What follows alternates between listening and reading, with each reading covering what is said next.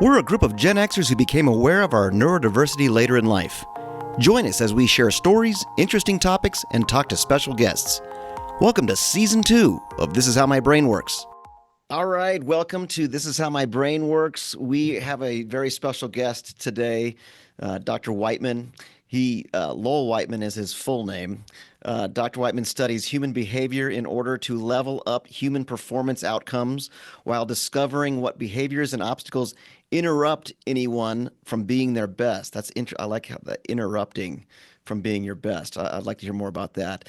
He is a board president for Ball Swan Children's Center Neurodiverse Early Childhood Education Center, outside his daily role being a mental performance coach for elite athletes and entertainers. His newest book is being released by Turner Publishing on November 4th, 2025. Congratulations on that, and welcome, Dr. Lowell Wightman. So good to have you on. Oh, it's a pleasure. I am so stoked to talk to you guys, especially Sarah, because I have nothing to filter with. She's just pure right there. You two guys, on the other hand, I know way too much. Yes. Yeah. We have a background here with Lowell, and it's just a fact. I love just hearing your stories about athletes you've worked with and how you work with different types of people, and just that peak performance. And when we recorded some videos a while back, I was amazed at how on point you were. I didn't have to edit a whole lot. You were just very on point. And I guess, when you have as much experience in schooling and all that, you get pretty clear on what it is you do and what it is you're all about. At some level, it's the definition of being genuine. Yeah. When you don't have to be prompted or edited, it's pure, right? Yeah. I say that I'm that way all the time, but to your point, when it feels right and it hits the circle for me, I'm pretty much on target. And when you've got little faces that come up to you and share their lunch with you, and they've never seen you before, but for some reason you connect with them, like what I see with little kids that are on the spectrum, or they're neurodiverse, and it's just that's my happy place. If I'm feeling down, all I have to do is go to Ball Swan Children's Center and look at those faces, and I really get charged up. And then I'm sometimes disappointed when I think beyond that age group and look at young adults who are challenged with trying to find their first job and are excited about some topic of discussion. I get a bit disappointed in humanity, because we don't have enough settings, language, understandings at a deep enough level to genuinely respect those differences with kids. And because I've dealt with athletics at all levels, I've been in gymnasiums where there were young adults, high school kids off to the side with educators holding their hands, because they were suffering from some level of autism, that crowds and noises. So it's a pep rally. They want to attend. So the courage for them to even just honor that feeling inside of them puts them in a compromising place. And they know it. They know the noise is too much, the crowds are too much, but they love football or they love basketball, and they want to participate. And yet the schools don't know enough, even with the counselor's guidance, know enough on how to facilitate the environment to accommodate them. Could I ask you a question? Absolutely, Sarah. You mentioned when your happy place is Ball Swan, and could you walk us through like what a visit or a day there for you and what your role is at Ball Swan? Yeah, I'm the president of the Ball Swan Building Fund. So I'm the leader on our wonderful team in eventually building a brand new school, leveling the current facilities that are there, and building a school that has, or I should say a campus that has a elementary or a early learning center, which is Ball Swan now. That's still going to maintain itself there. An early learning center is ages? Infancy to 5 years old. Those kids have been around, and those families have been around for over 60 years with a social emotional learning curriculum foundation. And so we have a swimming pool in there because some of the kids are paraplegic. They were born that way. They have all kinds of physical as well as emotional and cognitive differences, as well as kids that are their siblings that are in school with them. And now, because of the success and the lack of mainstreaming kids into elementary school, Ball Swan's leadership, and I was on the Ball Swan Children's Center board before taking the president's position with the building fund. We decided we're going to create a charter school from kindergarten to 5th grade, and really build this up, because moms and dads of neurodiverse and autistic kids that are on the spectrum, they were concerned about where their kids are going to get placed in public elementary school, especially with the experience that they have with Ball Swan and this very pod-like consideration for who their child is and what their needs are, and being able to accommodate the diversity of those needs. You know, diminished lights, fixtures that are fuzzy and comfortable and squishy that they can sit on, and address all the tactile needs that these kids have.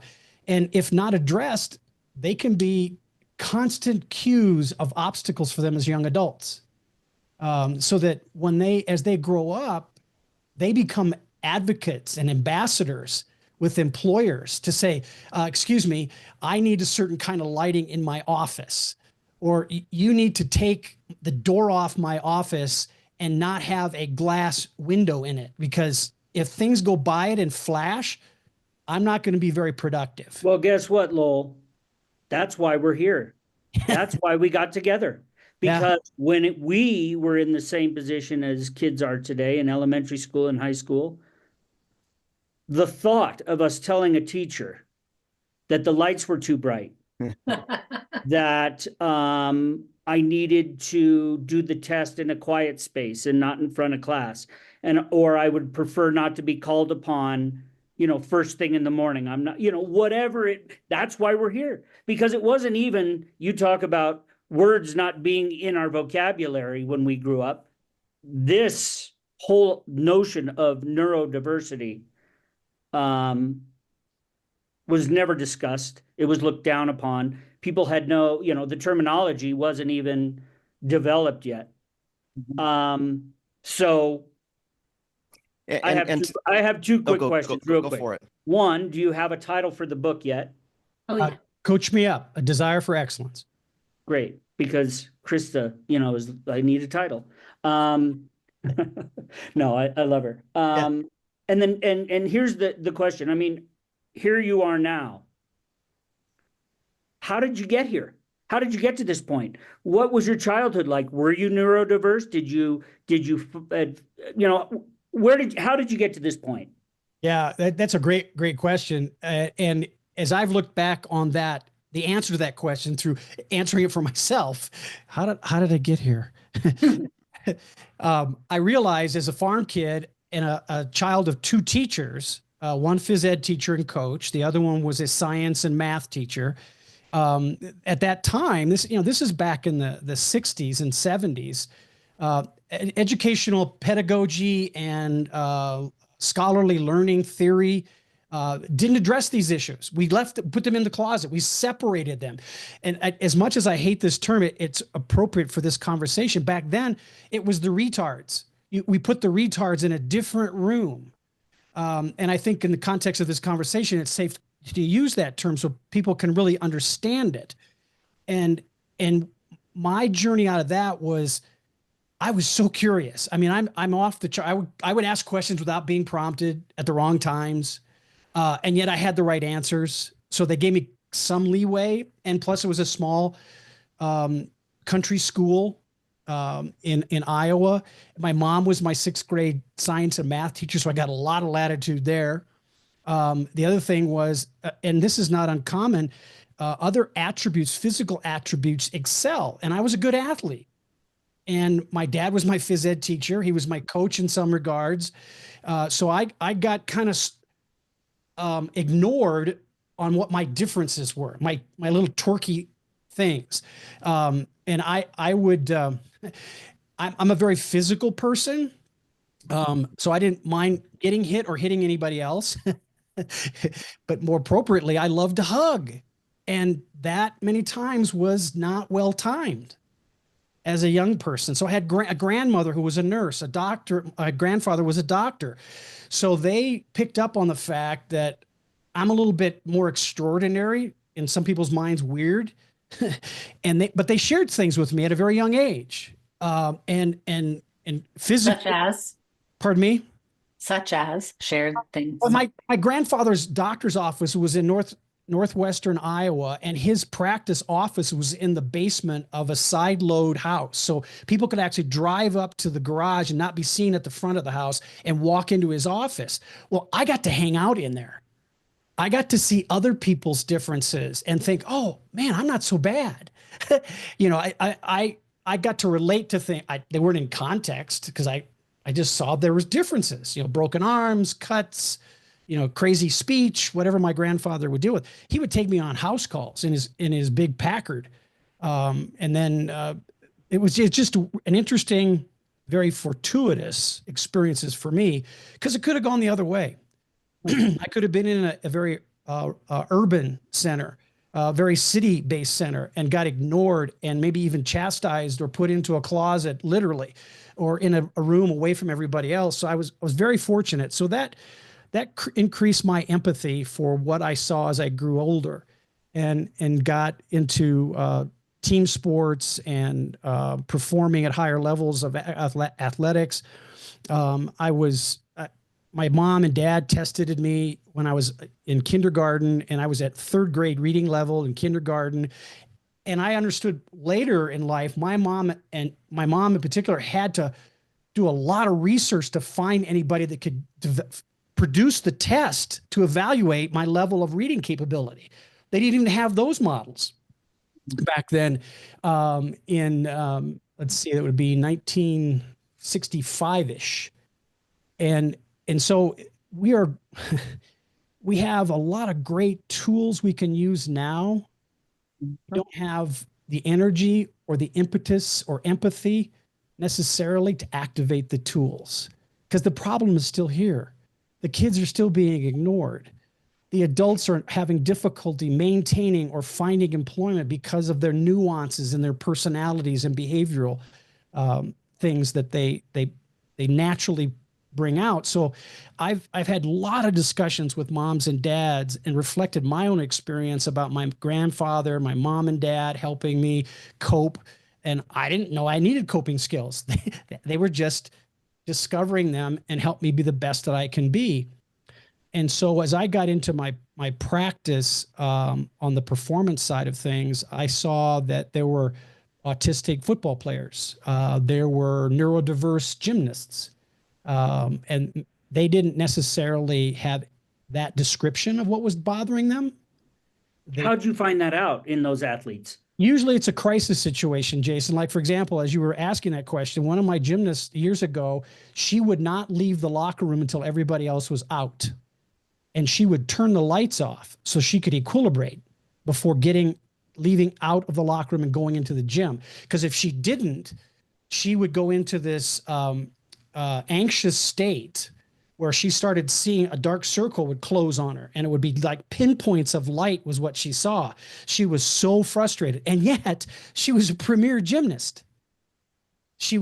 And so she figured out her own coping strategies by trial and error. If the light is too bright, how do I get rid of it? So she would just say to her, I'll be there. I'll get there. And I discovered it because she was coming out of the locker room later than everybody else. And all of a sudden, click, I go, wait a minute, there's something more here. And I had previous experiences and other examples that I said, is there anything in this locker room that's bothering you? Is there anything about your teammates that you could do without? Is it something they said, or the pitch of their voice, or there was one football player in college. It was the color of somebody's liner that it was like this burnt orangish reddish thing that wasn't the team colors. It was just something he loved. He got it from somebody and he wore it underneath his jackets, and he pulled that thing off and it was like, boom, the sun brightly shining in this kid's face. So we got an agreement that he would be courageous enough, we had a process for that, to ask his teammate to not wear that. And it worked. And the teammate put it in his backpack, because the opposite was true for his teammate. I love this thing. It smells like I want it to smell. It's the right color. Now I didn't spend a lot of time with him to understand whether he was neurodiverse or had any level of autism in his world, but my client did. And he was ADD actually, and dyslexic. So then, I mean, let's just step back. So how did you get into that business? What moved you towards helping people in these situations? It was the sports, the athletic side of things. I was a coach, and all of a sudden I started seeing a lot of the guys I had played college ball with went on to the pros, and they knew what I was about from the standpoint of the business of sports. So they pulled me into helping them. And then that got bigger as I would go to their camps, and I would see the kids that they're training at camps during the off season. And I go, guys, you got to change this. We have some situations here that you need to change, and it will set you apart, because the parents will identify what you're doing for them. Even though in many cases there weren't any labels, nor should there have been, but there wasn't anything to make the path a little straighter line of understanding. We've gotten there. One of my athletes is retired from Major League Baseball. Is Curtis Granderson, and Curtis is just an amazing coach with his camps and clinics in Chicago. And he practices a lot of that sensitivity and tries to share it and exchange it to other coaches about what they need to be aware of and the pace they need to have with certain kids. So you started to say like there was a process when the kid didn't like the color of the shirt, he had to self-advocate. But I'd love to hear it broken down into parts, perhaps. Yeah, and that's actually the first part, Sarah. Excellent pickup there. The first part is I need to go to them, the athletes that's being disturbed and bothered first, and in that effort of self-advocating. So we have a discussion about, okay, what is it you saw? What's bothering you about it? Okay, how would you communicate that to your teammate? What would you like to say to them to request that they not shine it around, wave it like a flag, whatever it was bothering them. And one of the things that came up was he could move his locker because there were like 2 lockers apart. So it was like close proximity. And I said, well, okay, let's write that down. I have a little dry board that I would carry with me back then, and we'd write that down. So one of the theories I have is reading it, writing it, and saying it sticks it in your head. It becomes a habit. When you go through that level of step number 2, once you just start the realization, I'm going to self-advocate. I've got the kids' approval. They're going to engage in that with me. The second step is, okay, let's write down what are our choices. What's possible that you can control and that you can be capable of doing? Because a lot of the kids, regardless of whatever hesitations they have or lack of skills, everybody hesitates if they have to show off themselves. Not everybody at young ages wants to speak up for themselves. In fact, self-advocacy is one of the strongest habits that is underdeveloped in young kids. One, because we don't teach them how to self-advocate. We let them get by with the deposable thumb movements. So the third step after that is role playing. What is it you will do? What does it look like? In my professional athletes, it's visualization techniques. So with these kids, I say, okay, let's think about, what do you imagine it looks like for you to go to your teammate and share with them?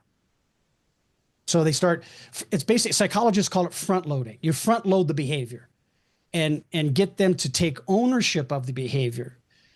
Because as parents, we know just because I say it doesn't mean they do it. And so many times we have to take a step back before expectation gets to the do part and see if we can get them to practice, and that practice allows them to own it. So the minute we get to that place, you start to see a little bit more comfort and understanding of what they have to do. Or you also discover what more is needed. Hey, let's visualize it a different way. I don't understand what you're doing there. What was that gesture for? So by the time you work through that step, you'll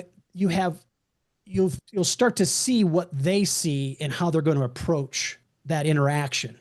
So it could be a teammate, it could be a coach, a parent, a grandparent, a teacher, but typically kids anywhere on the spectrum. And you're going to hear me say spectrum versus just neurodiverse or autistic, because the neurodiverse community is saying autism is neurodiverse. I'm not saying they're wrong, but in the scholarly circles of identifying and studying autism and every level of and degree of that on the spectrum of behavior, they haven't agreed on a label for what that spectrum is, but they do have the pieces that make it up. So now, because neurodiverse has come in as a term, and quite honestly, remember, not everybody is diagnosed as neurodiverse.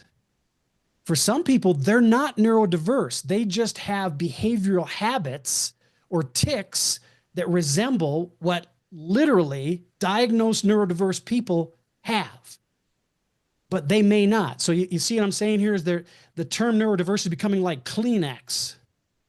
And not everybody needs a Kleenex. I need a paper towel. I can't blow my nose in Kleenex. So that term doesn't define anything for me. So we've got to be very careful when you go through the steps for someone that it's personalized, and at the end of the process, they own it. And you see them own it through their own visualization. And that's where we guide them through it. So moms and dads can do this. Teachers are doing it. Any teacher I've ever talked to, whether it's in a neurodiverse curriculum or not, if they've got good, solid pedagogical insights, they know how many of the lights need to be on in the room for a certain group of kids.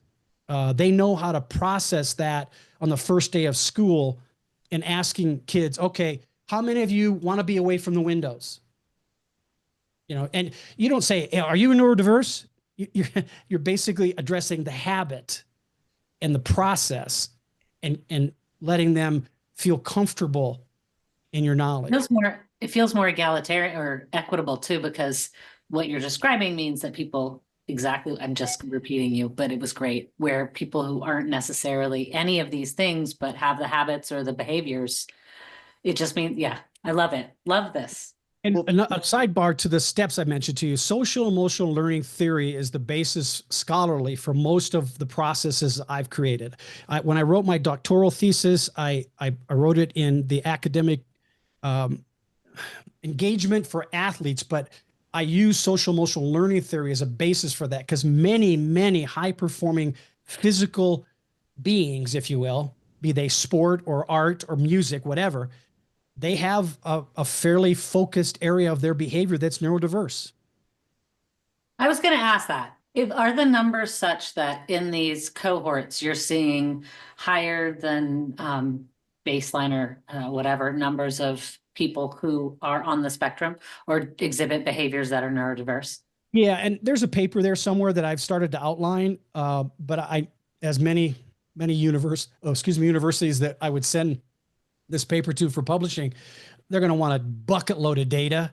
And I have a lot of data, but I don't have enough to really make it worthwhile and create the success potential that it will get published. But I have, my quick answer to you is yes. Yes. Mike, you were gyrating. Mike. Yeah, this is very, very fascinating. Just these kids have this opportunity to become self-aware in a safe environment. And so initially they're really not sure why something bothers them. It gets explained to them maybe in a way, or you validate these things. They're able to then understand this is how my brain works, or this is how I feel in certain situations. Yeah. And then ultimately that leads to advocating for themselves, and they can go out, like as you described, in their first job, different type of door or these types of things. And it's just natural for them. They're not feeling the shame necessarily. They're not feeling these, being this oddity, just because they're used to advocating for themselves. Now, when you see people like, so we're Gen Xers here, and so those people that didn't have that opportunity to become self-aware, or why they might react certain ways, and you see that, you know, these adults out there In the wild. in the wild,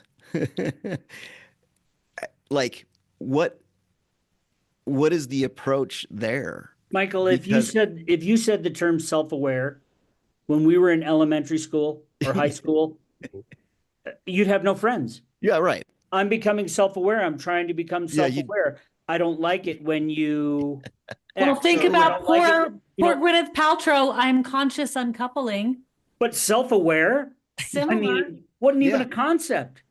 Right. And I'm not even saying that they're saying these words. I'm just saying that's what's happening for them. Oh yeah. But the way they're advocating, they might not be saying those words. But yeah, you're right. People would slowly move away from you.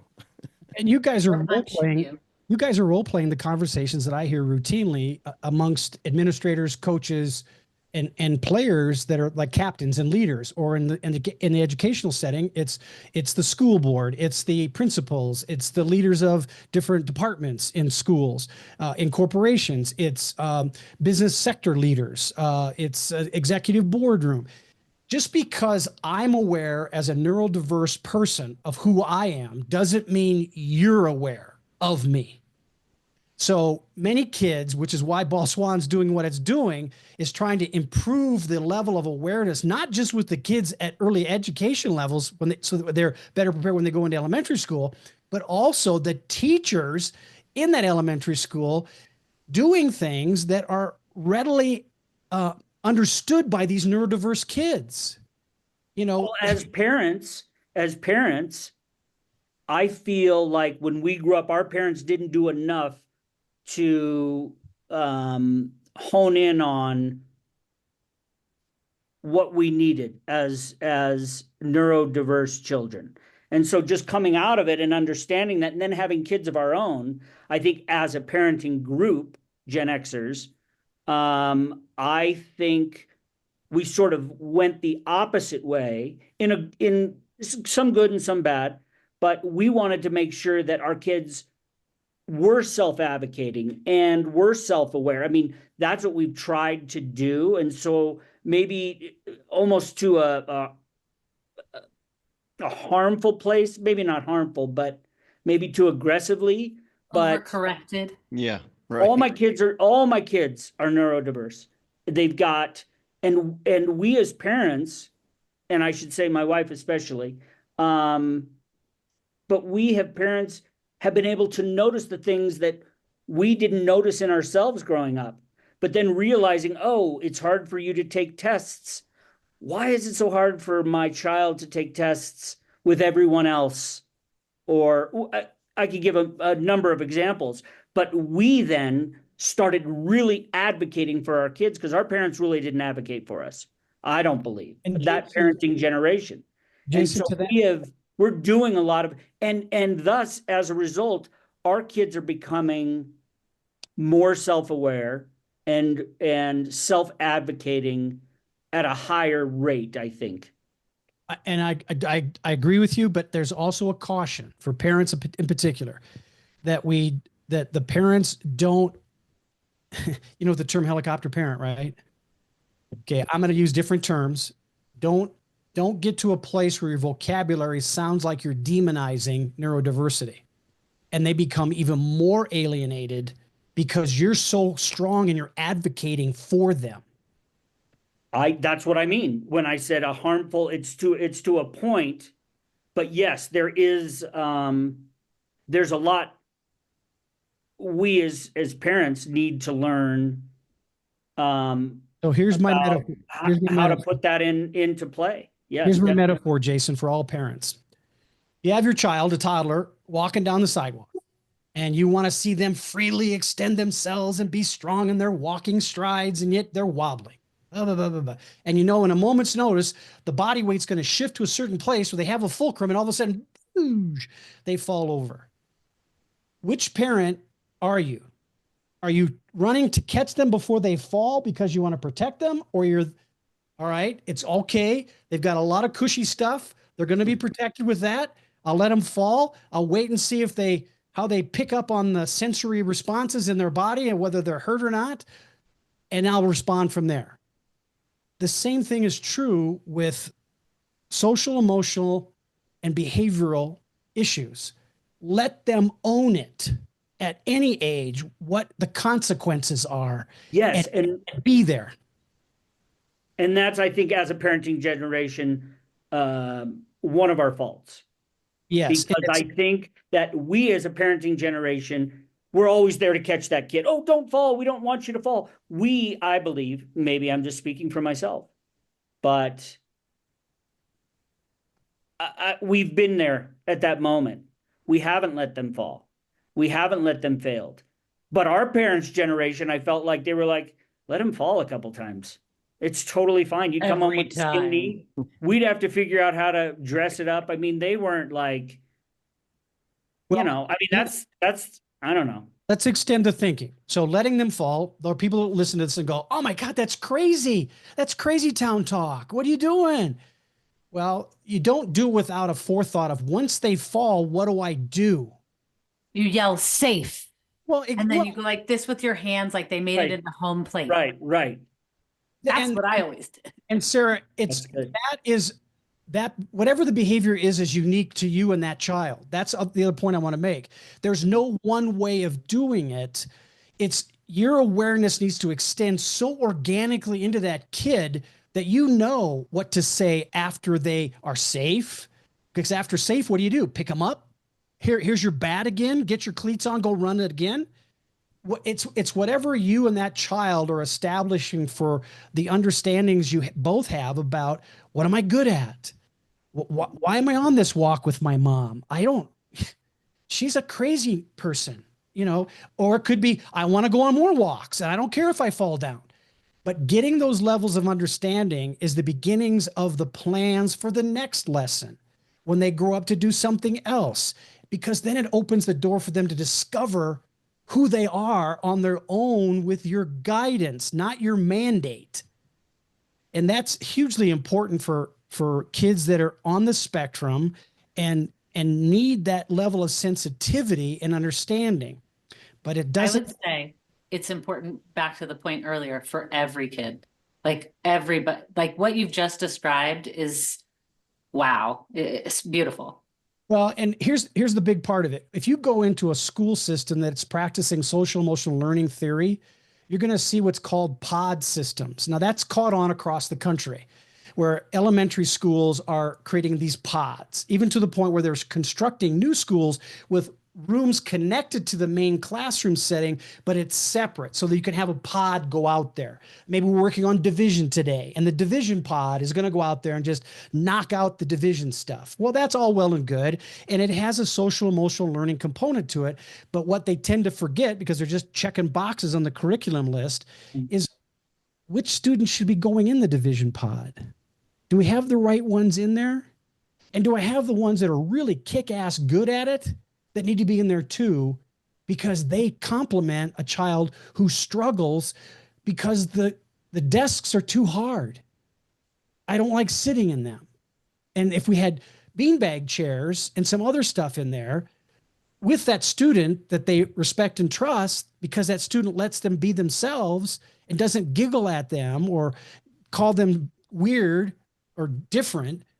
So the teachers need to be aware of those dynamics in those theories, because the theories talk about it. Social emotional learning theory is a pod-based instructional process, and it addresses both the elite performers in any subject matter all the way down into the kids that are just, I just want to get a C. Please just let me out of here. I like building stuff. I'll hire somebody to do the math. That kind of stuff. Is this now this new model you're talking about, or I don't know how new it is exactly, but because I think when you think about how unique every individual is, you start going, well, how is it possible to really meet every single person's needs? Like, how do you do that efficiently in a society or in a school setting where I see you and I'm validating you, but we got a room full of kids here. Like, is this model you're talking about, does it effectively meet that in an efficient way? What a great question, Michael. And I want to circle it back to something that I know Dr. Wightman is interested in, which is that segregating the neurodiverse student or the person on the spectrum versus mainstreaming them.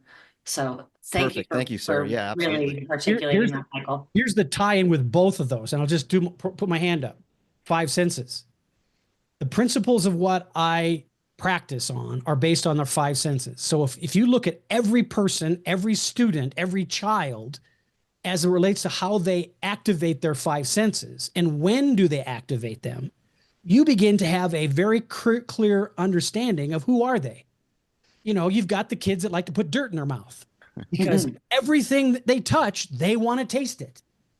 Well, they have a strong desire for taste. And then there's other kids that they see everything, every detail. And sometimes they see things you don't know they're seeing because they don't tell you about it. So they're not very verbal. You see what I'm getting at here? You've got a really good filter with anybody of any age with just the 5 senses. Now, if you start there, you're going to discover a lot of stuff that could make it very complicated. Well, that's when you hire a doctor or you hire a teacher or you send them to the better school. But that's a great filter for getting you to that place without wasting a shitload of time with people that don't know they're from the hole in the ground.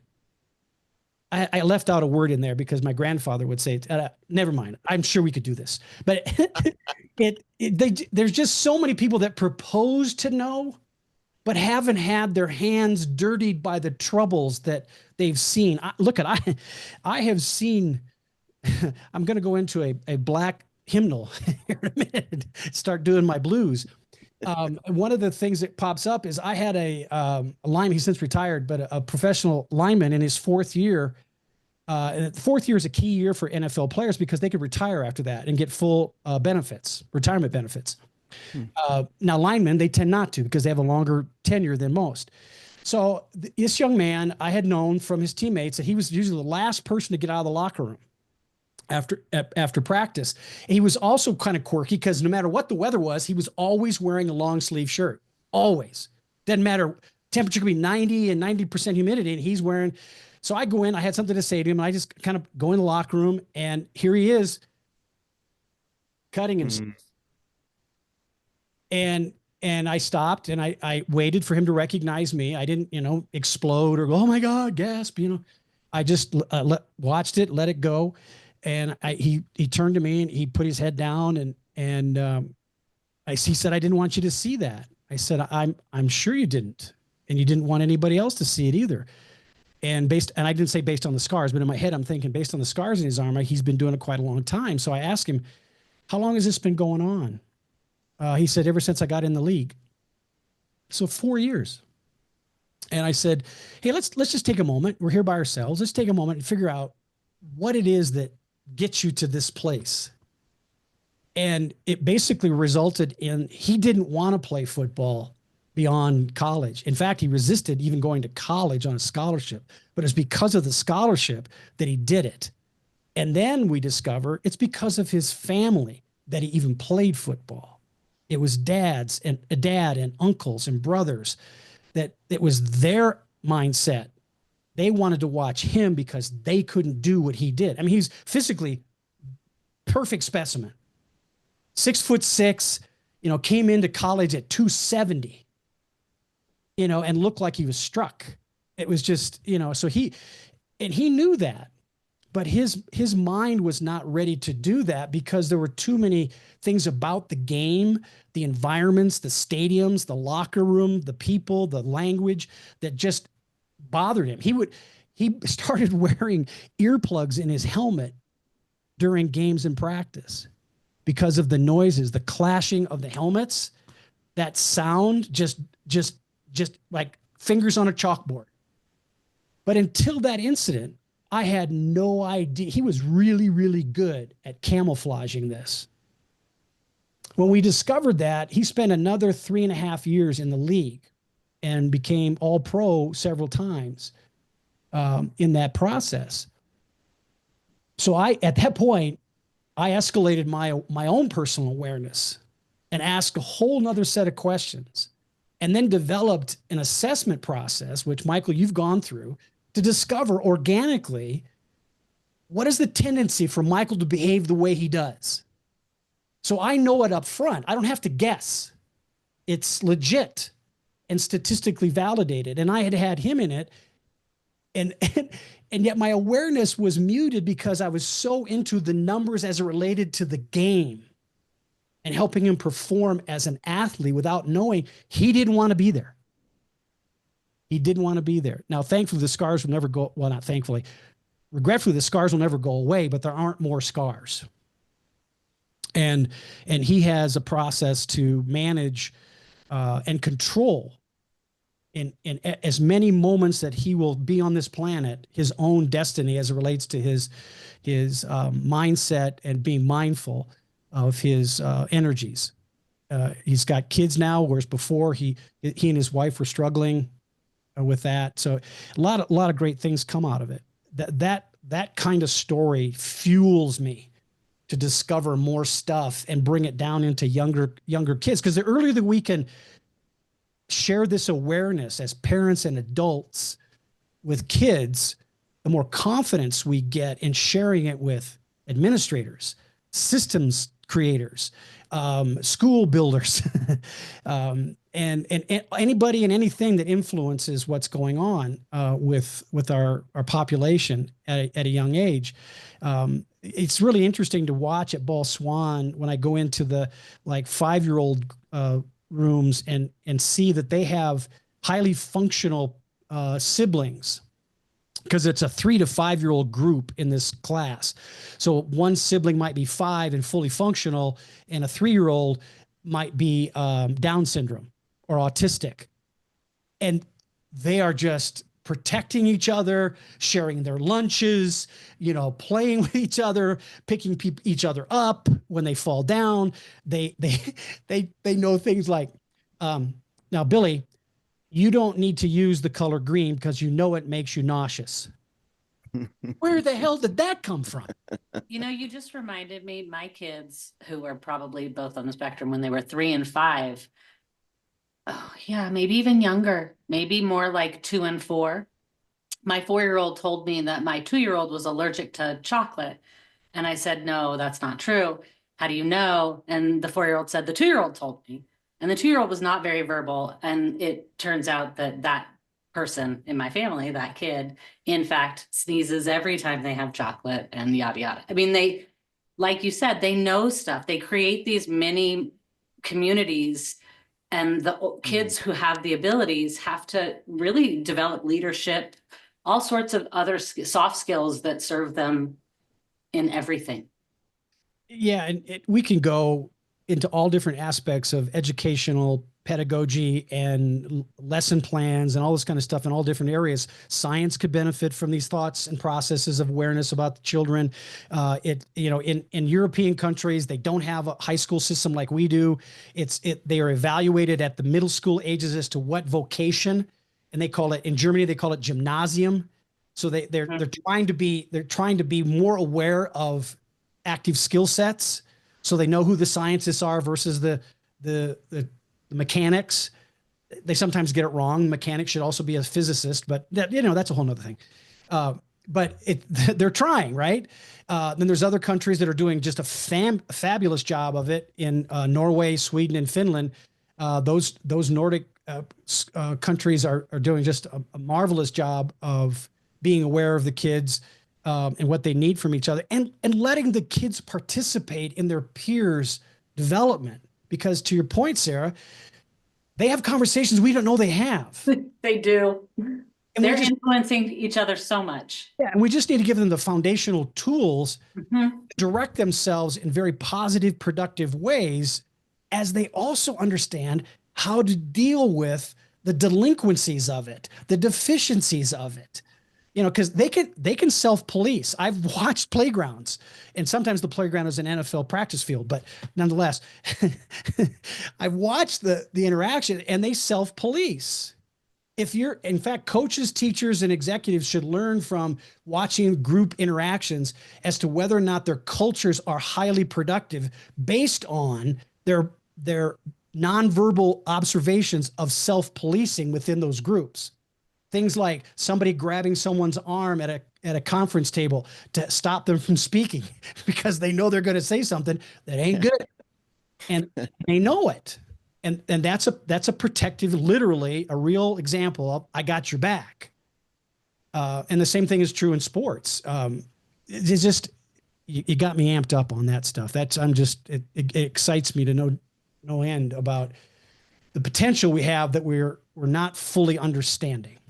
And this no doubt will be gone into detail in the book that you're publishing. And yeah, I talk about my measurement device, the Reiss Motivational Profile that talks about measuring intrinsic human desires.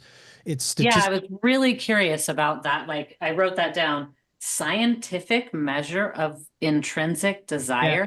And as you're talking, you know, like you're talking about this player who was cutting himself because his intrinsic desire was not to play football.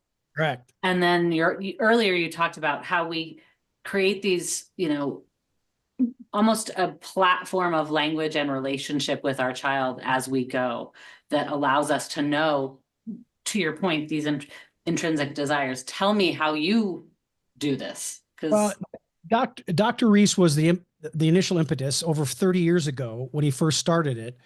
I got involved when he passed away 2 years ago. He loved sports. So he started his journey about discovering the statistical and scientific measurement of intrinsic motivation more in Europe. So a lot of our data was gathered to release the biases. Anytime you do a self-report survey, there's bias. The kind of questions you ask, did you consider their socioeconomic status, their gender, their ethnicity, and all these kind of things. Well, Dr. Reiss did all that. I mean, almost to a fault. So we have now a statistical measuring device, as Michael, I hope you remembered this. I've spoken to Michael about this. You have an 80% chance of predicting human behavior across 16 different intrinsic measurements. And the 16 measures are not arbitrary. They were picked based on 30 years worth of study in 4 different continents. And both genders, multiple ethnic basis of things, as well as socioeconomic things, so that we've got a real solid 80% goal that we can make on these behaviors.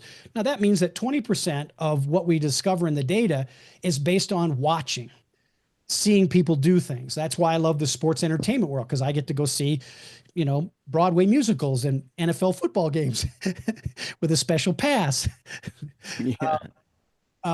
And that's wonderful, but it's immediate. Whereas in the business world and in the social worlds, our family lives, I as much as I like Michael, he's not going to let me sit in his house in the corner of his bedroom and watch the family. It's just not going to happen.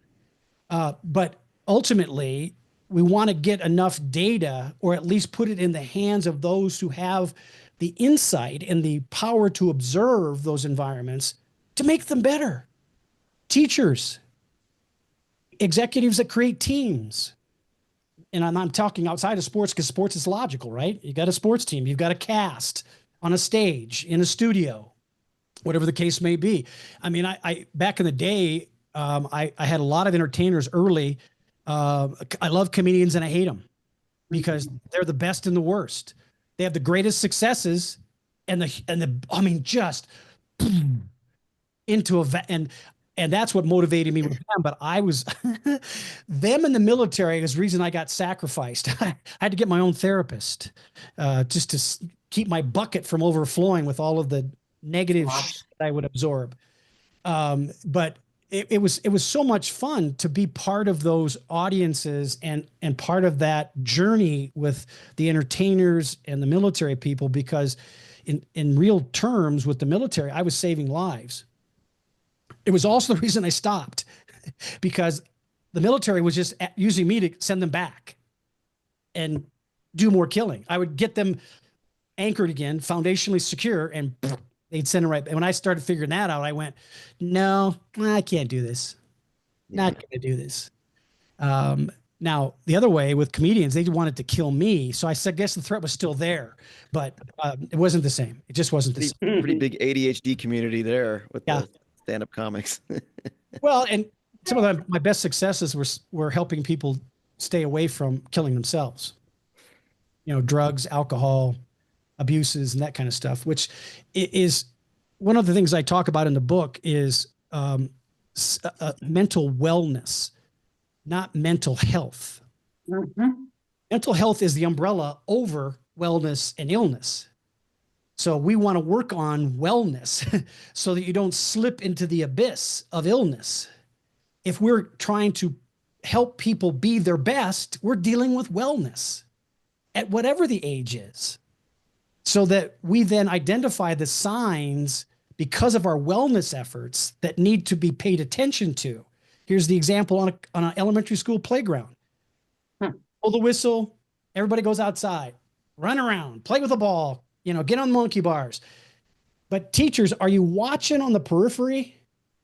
Which kids are sitting up against the building all by themselves, out of the purview of everybody else? What's that? What's going on with that? So when I worked with educators, they were surprised because when I brought that up, because it was recess, kids get to do what they want. I go, not when it's that.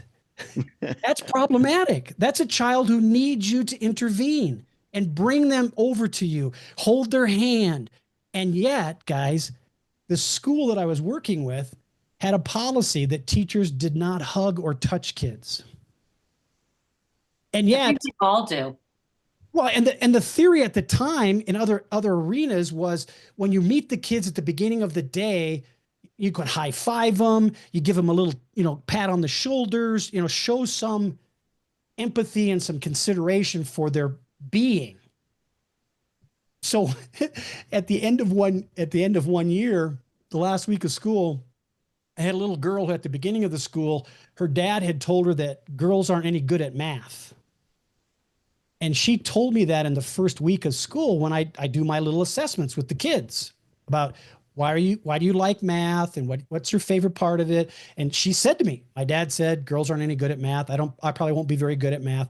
She became one of my top students, math. And I called him out in a parent teacher conference.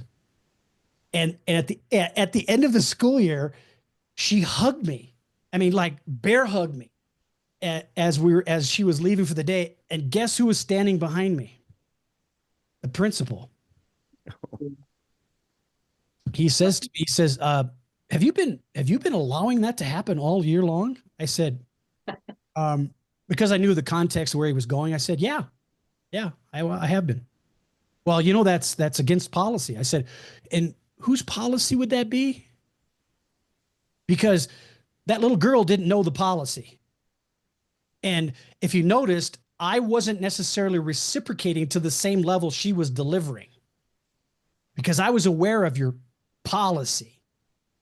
But that was reinforcement for her. That was validation for her.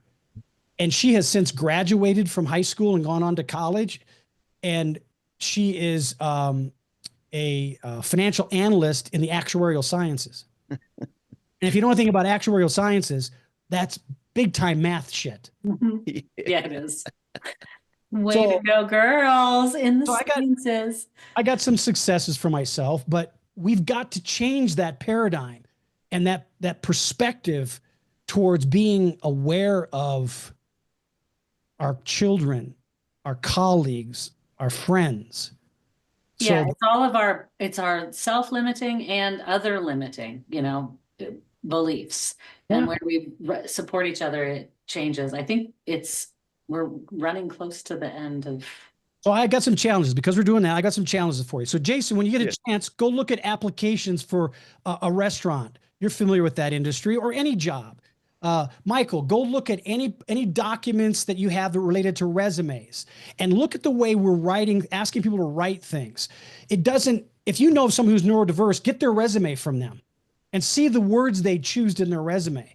And if they're not self-disclosing certain words that are still very promoting themselves, but are honest and revealing as to what their needs are as an potential employee, they're not confident in who they are.